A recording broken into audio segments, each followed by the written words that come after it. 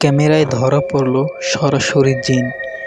তবে আমি অনুরোধ করব, যারা হার্টের রোগী আছেন তারা এই ভিডিওটি দেখবেন না, কারণ ভিডিওটির শেষে জিনের এমন একটি কাণ্ড আছে যেটা দেখলে আপনারা অনেক ভয় পেয়ে যেতে পারেন। ঘটনাটি ঘটেছিল একটি বাসায়, যেখানে স্বামী স্ত্রী দুজন থাকতো।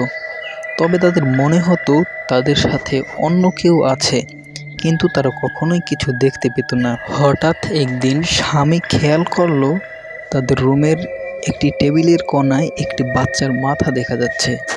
তখন সে তার মোবাইলের ক্যামেরাটি চালু করে ওই বাচ্চাটির দিকে আস্তে আস্তে যেতে লাগলো। যখন সে বাচ্চাটির কাছে গেল, তখন সে দেখতে পেল বাচ্চাটি টেবিলের নিচে চলে গেছে।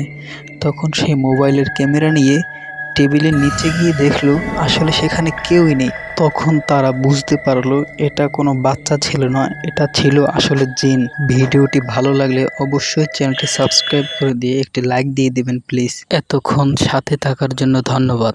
Thanks for watching.